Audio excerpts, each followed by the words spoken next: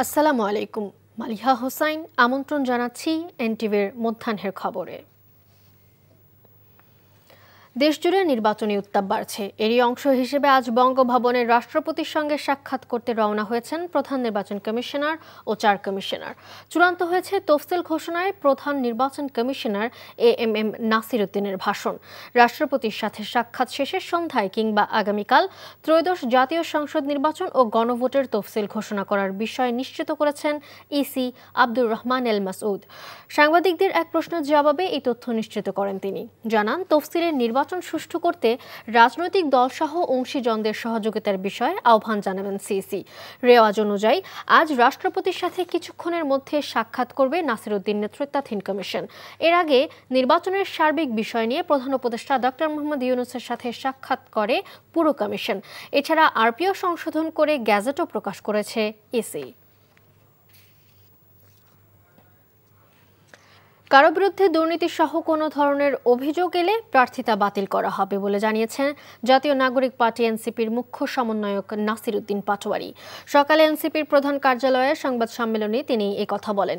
এ সময় ত্রয়োদশ জাতীয় সংসদ নির্বাচন ঘিরে প্রথম ধাপে ১২৫ আসনে দলের প্রাথমিক মনোনয়নপ্রাপ্ত প্রার্থীদের নাম ঘোষণা করে এনসিপি। এ সময় দলের আহ্বায়ক নাহিদ ইসলাম বলেন, নির্বাচনের পরিবেশ সন্তোষজনক নয়। বিভিন্ন স্থানে এনসিপির পোস্টার ছিঁড়ে ফেলা হচ্ছে। বিএনপি ও জামায়াতের দুই দলের অস্ত্রের মহড়া হচ্ছে অভিযোগ করে তিনি বলেন, এগুলো বাংলাদেশের দীর্ঘদিনের সংস্কৃতি, কিন্তু এই সংস্কৃতি থেকে সবার বের হয়ে আসতে হবে বলেও জানান তিনি। সিট চাইলে বড় দুই দলের সাথে জোট করা যেত জানিয়ে নাহিদ ইসলাম আরও জানান, এনসিপি সেদিকে যায়নি। যদি আপনাদের কাউকে এমন আমরা পাই যে আপনি বাংলাদেশের সংস্কারের বিষয়গুলো নিয়ে আপনি সেগুলো মান্য করছেন না, তাহলে আমরা আপনাদের প্রার্থীতা বাতিল করতে পারবো। কারো বিরুদ্ধে কোনো অভিযোগ থাকে দুর্নীতি, সন্ত্রাস বা ফ্যাসিজমের সাথে জড়ানোর, তাহলে সেই প্রার্থীতা বাতিল হবে। এবং আমাদের এই প্রক্রিয়া কিন্তু চলমান আছে, চলমান থাকবে যতদিন না আমরা চূড়ান্তভাবে ৩০০ মনোনয়ন দিচ্ছি। বিএনপির স্থায়ী কমিটির সদস্য মির্জা আব্বাস বলেছেন, যারা সংস্কারের কথা বলে তারা জানেন না কি সংস্কার হবে, শুধু জানে ক্ষমতায় যাবার সংস্কার। রাজধানীর কৃষিবিদ ইনস্টিটিউশনে জাতীয়তাবাদী যুবদল ও কৃষক দল আয়োজিত অনুষ্ঠানে তিনি আরও বলেন, সংস্কার বিএনপির সৃষ্টি, কেউ চাইলে এখান থেকে পরিকল্পনা নিতে পারবেন। বেগম জিয়া জীবনের সাথে পাঞ্জা লড়ছেন, তবে তিনি এখন আর শুধু বিএনপির নেত্রী নয়, সব দলমতের অভিভাবকে পরিণত হয়েছেন। তারেক রহমান দেশে এসে দলের হাল ধরবেন বলে আশা প্রকাশ করেন মির্জা আব্বাস। দেশনেত্রী বেগম খালেদা জিয়া শুধু আমাদের নেত্রী নন, আমাদের গর্বের জায়গা। দেশনেত্রী বেগম খালেদা জিয়া এখন সারা বাংলাদেশের মানুষের আকাঙ্ক্ষার একজন অভিভাবক। দেশনেত্রী বেগম খালেদা জিয়া উনি আমাদের মাঝে ফিরে আসবেন, এটা পরম দয়ালু করুণাময় আল্লাহ তাআলার কাছে আমাদের সকলের প্রার্থনা হোক। বিএনপি চেয়ারপারসন বেগম খালেদা জিয়ার শারীরিক অবস্থা অপরিবর্তিত রয়েছে। একাধিক পরীক্ষা নিরীক্ষা সম্পন্ন হলেও তার মূল জটিলতাগুলো এখনও পুরোপুরি নিয়ন্ত্রণে আসেনি বলে জানিয়েছেন দায়িত্বশীল সূত্রগুলো। মেডিকেল বোর্ডের তত্ত্বাবধানেই তার চিকিৎসা চলছে। বোর্ডের সদস্যরা বলছেন, ডায়াবেটিস, কিডনি, হৃদযন্ত্র ও ফুসফুসের ওঠানামা জটিলতার কারণে বেগম জিয়াকে রাখা হয়েছে নিবিড় পর্যবেক্ষণে। রাতে পুত্রবধূ ডক্টর জুবাইদা রহমান হাসপাতালে আসেন। এ সময় চিকিৎসা নিয়ে কর্তব্যরত ডক্টরদের সঙ্গে কথা বলেন। সর্বশেষ পরীক্ষায় তার কিডনি ও ফুসফুসের অবস্থায় কিছু অগ্রগতি দেখা গেলেও তিনি এখনও শঙ্কামুক্ত নন। এই অনিশ্চয়তার কারণে তার বিদেশ যাত্রার সম্ভাব্য সময় বারবার পরিবর্তিত হচ্ছে। মেডিকেল বোর্ডের সদস্যরা জানান, বেগম জিয়া বিমানের ভ্রমণের উপযোগী না হলে তাকে বিদেশে নেওয়া হবে না।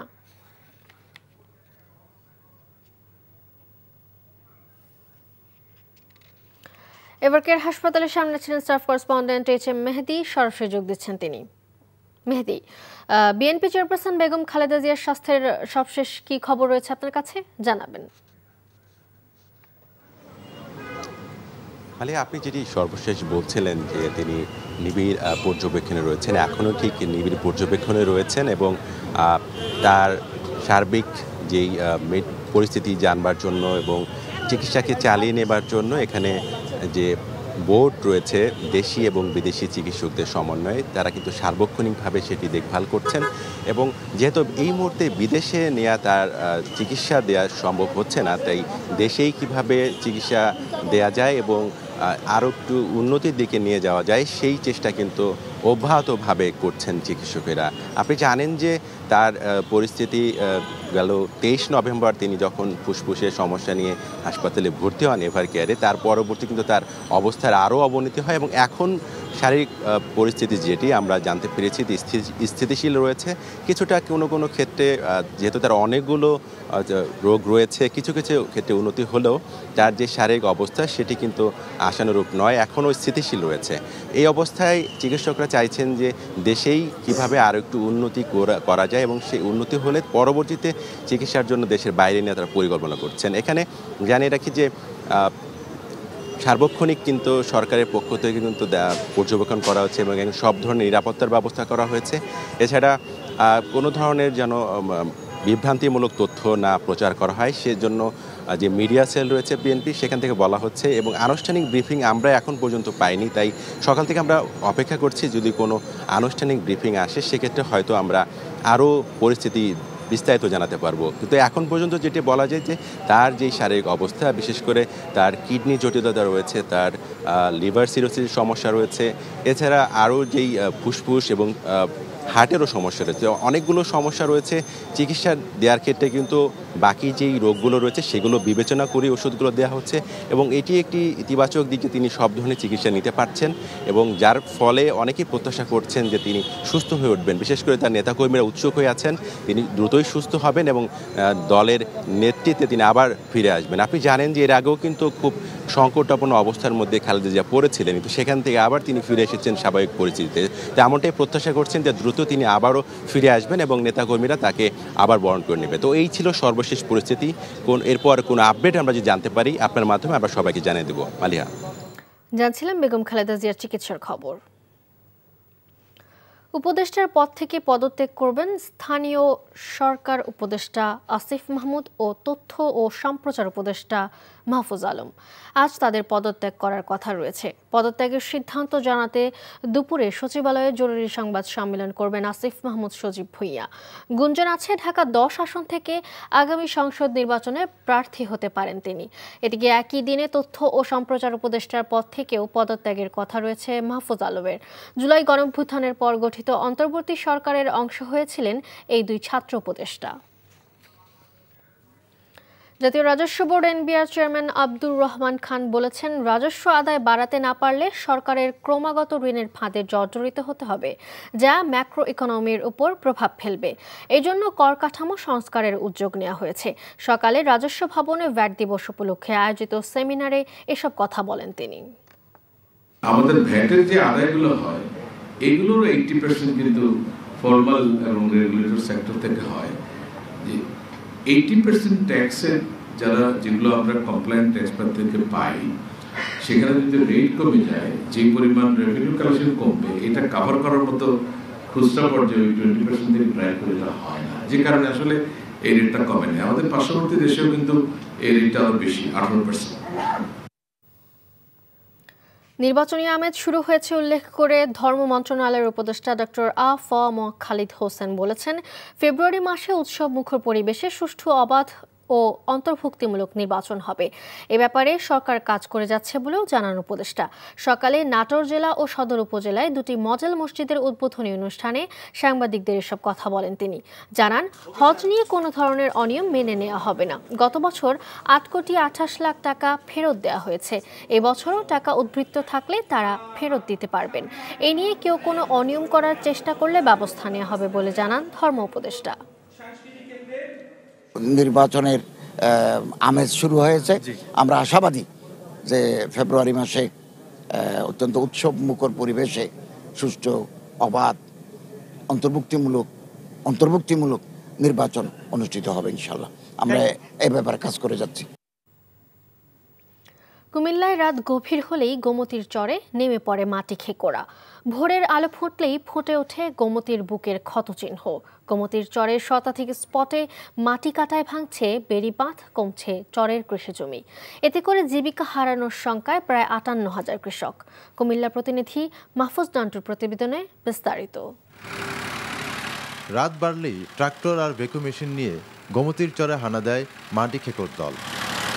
পুরো রাত জুড়ে চলে মাটি তোলার তাণ্ডব। যেন কেউ বাধা দিতে না পারে সেজন্য দুই পারে রাখা হয় পাহারাদার। রাজনৈতিক দল ও প্রশাসনের নাম ভাঙিয়ে শতাধিক স্পটে চলে মাটি কাটার কাজ। মাটি কাটার এই তাণ্ডবে ক্ষয়ে যাচ্ছে সদর উপজেলা বুড়িচং থেকে দেবিদ্বার পর্যন্ত গোমতীর বেড়িবাঁধ।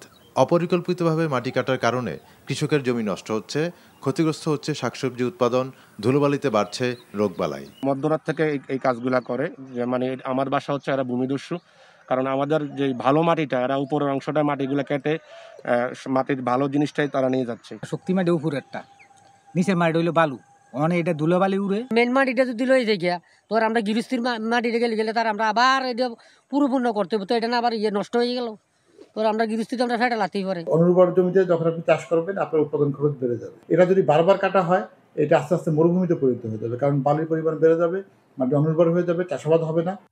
যারা অবৈধভাবে মাটি কাটবে তাদের বিরুদ্ধে আইনগত ব্যবস্থা নেওয়ার কথা জানালেন জেলা প্রশাসক। বেশ কিছু জায়গায় ইতিমধ্যে মোবাইল কোর্ট হয়েছে, যদি এরকম কোনো খবর থাকে বা কোনো আমরা শুনে থাকি তাহলে আমি অবশ্যই ব্যবস্থা নেব, সেটা যেই জায়গায় হোক যেখানেই হোক। গোমতীর বুক খুঁড়ে যে অবৈধ মাটি তোলার ব্যবসা চলছে তা বন্ধ না হলে ক্ষতিগ্রস্ত হবে কৃষি, ঝুঁকিতে পড়বে প্রায় 58,000 কৃষকের পরিবার, ভাঙবে বেড়িবাঁধ, হুমকিতে পড়বে পুরো অঞ্চল। এমন অবস্থা থেকে পরিত্রাণ চায় গোমতী পাড়ের বাসিন্দারা। NTV news desk. সংবাদ ও বিনোদনের পাশাপাশি জনপ্রিয় স্যাটেলাইট টেলিভিশন চ্যানেল এনটিভি বরাবরের মতো এবারও শীতার্ত মানুষের পাশে দাঁড়িয়েছে। শীতের শুরুতেই কুষ্টিয়ার অসহায় ও হতদরিদ্র শীতার্ত মানুষের মাঝে কম্বল পৌঁছে দিয়েছে এনটিভি পরিবার। শীতের তীব্রতা নিবারণের জন্য কম্বল পেয়ে দারুণ খুশি ভাঙন কবলিত মানুষ। কুষ্টিয়া থেকে সাবিনা ইয়াসমিন শ্যামলের পাঠানো রিপোর্ট। শীতের শুরুতেই এনটিভি পরিবারের পক্ষ থেকে কুষ্টিয়ার পদ্মা নদীর ভাঙন কবলিত এলাকার অসহায় ও হতদরিদ্র শীতার্ত মানুষের মাঝে কম্বল বিতরণ করা হয়েছে। জেলার ভেড়ামারা উপজেলার মুন্সিপাড়া ও মণ্ডলপাড়া এলাকার পদ্মা নদীর ভাঙনে ক্ষতিগ্রস্ত 200 পরিবারের মাঝে এসব কম্বল বিতরণ করা হয়। কুষ্টিয়া প্রতিনিধি সাবিনা ইয়াসমিন শ্যামলীর সহযোগিতায় এনটিভির পক্ষ থেকে এসব কম্বল পেয়ে খুশি অসহায় ও হতদরিদ্র মানুষ। আপনারা কম্বল দিচ্ছেন, আমরা খুশি, আমরা খুব আনন্দ করছি যে বহুত দিন পর একটা কম্বল পাইছি। আমার শীতে কষ্ট করি, আমার দেশেন এটি আমার ভালো। শীতে কষ্ট করতেছিলাম, এনটিভি থেকে কম্বল সাহায্য করলো, এই আমরা শুতে এটা আমরা খুশি। সমাজের সুবিধা বঞ্চিতদের জন্য এনটিভির এই মানবিক সহায়তার প্রশংসা করে সমাজের বিত্তবানদেরও এগিয়ে আসার আহ্বান জানান আমন্ত্রিত অতিথিরা। আজ পর্যন্ত কোনো সরকারের অনুদান আসেনি, কিন্তু এই প্রথম দেখছি এনটিভির পক্ষ থেকে একটি সাহায্য আসলো। আমরা ভবিষ্যতে আরও ধন্যবাদ জানাই যে তারা যেন বারবার এই সাধারণ এই গরিবগুনা খেটে খাওয়া মানুষের পাশে যাতে দাঁড়ায়। মানুষের একেবারে দোরগোড়ায় এসে এনটিভি যেভাবে শীতার্ত মানুষের পাশে দাঁড়িয়েছে, এটা আসলে সাধারণ ধন্যবাদ দিলেই মনে হয় ছোট করা হবে, তারপরেও তাদের প্রতি কৃতজ্ঞতা। সমাজের অসহায় ও হতদরিদ্র মানুষের কল্যাণে আরও বেশি বেশি সহায়তার হাত বাড়িয়ে দিবে এনটিভি, এমনটাই প্রত্যাশা সকলের। NTV news desk. বঙ্গভবনে রাষ্ট্রপতির সঙ্গে সাক্ষাৎ করতে গেছেন প্রধান নির্বাচন কমিশনার ও 4 কমিশনার। সেখানে আছেন আমাদের স্টাফ করেসপন্ডেন্ট শফি মাহমুদ সাগর।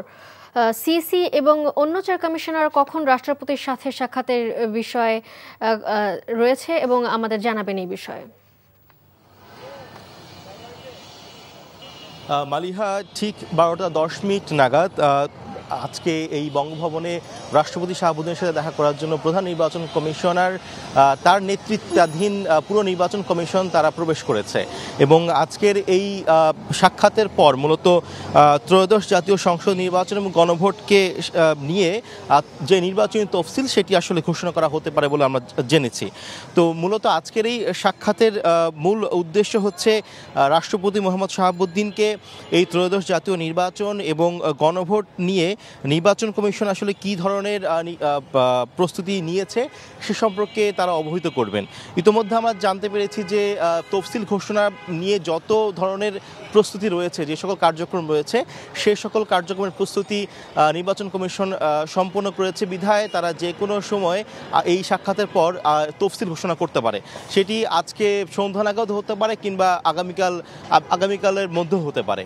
এবং এই সাক্ষাতের পর প্রধান নির্বাচন কমিশনার তিনি তিনি একটি ভিডিও তার একটি ভিডিও গ্রহণ করা হবে, যে ভিডিওতে মূলত তিনি যেই আগামী নির্বাচন হতে যাচ্ছে সেই নির্বাচন সম্পর্কে সেই তফসিল এবং অন্যান্য আনুষঙ্গিক বিষয় তিনি ঘোষণা করবেন। এবং আজকের যে বৈঠকটি হচ্ছে সেই বৈঠকটি মূলত নির্বাচনকে সামনে রেখে একটি আনুষ্ঠানিকতা, কারণ প্রধান নির্বাচন কমিশনার এবং তার যে নির্বাচন কমিশনের অন্যান্য সদস্যরা রয়েছেন তারা মূলত নির্বাচন যখন ঘনিয়ে আসে তফসিল ঘোষণার আগের মুহূর্তে তারা মূলত এই সরকার প্রধানদের সঙ্গে তারা বৈঠক করে। এর আগেও এই একই বিষয় অর্থাৎ নির্বাচনের প্রস্তুতি সম্পর্কে তা জানাতে তারা প্রধান উপদেষ্টা ডক্টর মোহাম্মদ ইউনূসের সঙ্গে বৈঠক করেছেন। তো একটু আগেই তারা প্রবেশ করেছেন এবং সেখানে তারা সাক্ষাৎ করছেন এই মুহূর্তে। সাক্ষাতের পর হয়তো বা তফসিল ঘোষণার বিষয়টি সেটি আসলে আমরা জানতে পারবো। তো মালিহা, এই ছিল নির্বাচন কমিশনের সাথে রাষ্ট্রপতির সাক্ষাতের বিষয়ে সর্বশেষ অবস্থা। জানছিলাম বঙ্গভবনে নির্বাচন কমিশনের বৈঠকের খবর। এই ছিল মধ্যাহ্নের খবরে। এই খবরের ভিডিও সহ আপডেট জানতে ভিজিট করুন NTV অনলাইন www.ntvbd.com। এছাড়াও এনটিভির জনপ্রিয় সব অনুষ্ঠান ও খবরের আপডেট জানতে ভিজিট করুন আমাদের ইউটিউব ও ভেরিফাইড ফেসবুক পেজ। 2টায় দুপুরের খবর দেখার আমন্ত্রণ রইল। ধন্যবাদ সবাইকে।